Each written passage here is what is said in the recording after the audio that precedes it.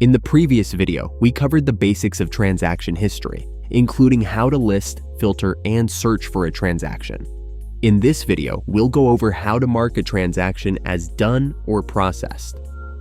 Start by navigating to transaction history and searching for the transaction. Most of the time, you would search the transaction by scanning it using a barcode scanner or entering the transaction ID. Once the job is completed, you'll need to mark it as done, which can trigger an action like text message or email to the customer. To find a transaction, you can scan the barcode on the receipt, especially helpful when transaction numbers are long.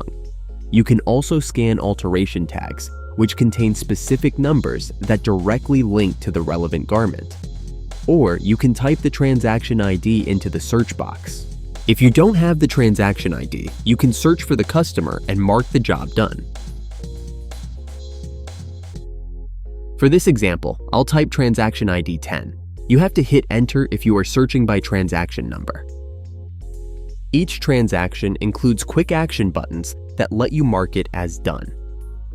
Orange indicates transactions that are not yet 100% done, while green or the theme color indicates transactions that are 100% done. Keep in mind, when you mark a transaction all done, all items within that transaction are marked as done. From here, simply select Mark All Done. You'll then be able to enter notes or manually set the percentage of the job that has been processed.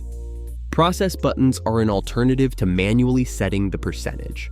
Using process buttons, you can micromanage the productivity or trigger an action to notify the store manager or customer. You can create process buttons under Settings, Processes. To set up, add a new process label and enter the process name and its percentage. Be sure to add it to the register. Multiple employees can work on the same transaction, or even the same item.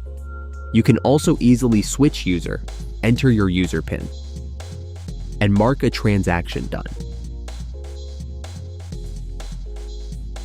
Managers or owners can mark jobs as done on behalf of employees. Employees without access to this function will see a different view. To complete the action, click Mark Done to mark the transaction as 100% done. To enable marking the job done on behalf of others for a user, navigate to Settings, Roles, and check Can Mark Done on behalf of others under relevant roles. If you are not sure what role to change, navigate to Settings,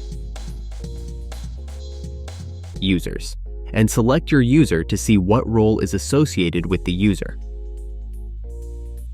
If you have imported one of the predefined store settings, Gillis sends a text message notification when the job is marked done.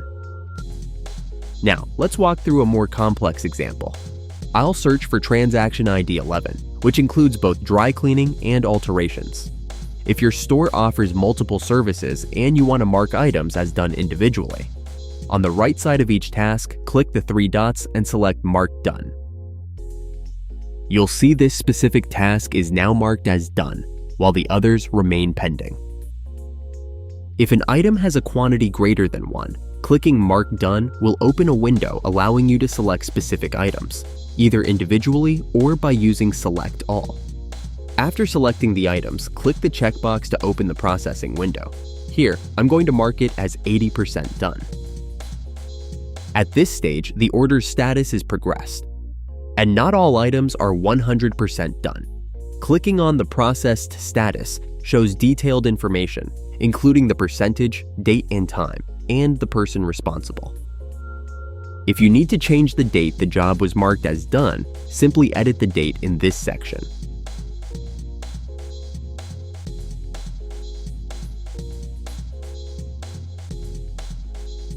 You can also undo the action and unmark the job as done by clicking the delete icon. Please note that modifying the date or deleting the process are controlled under role settings and can be removed. To mark the remaining items as done, just select Mark All Done. The final status will update to done, indicating the entire order is 100% complete. Clicking on the status shows the full transaction history, including timestamps and the responsible employee. In the next video, we'll show you how to mark a transaction as collected and paid.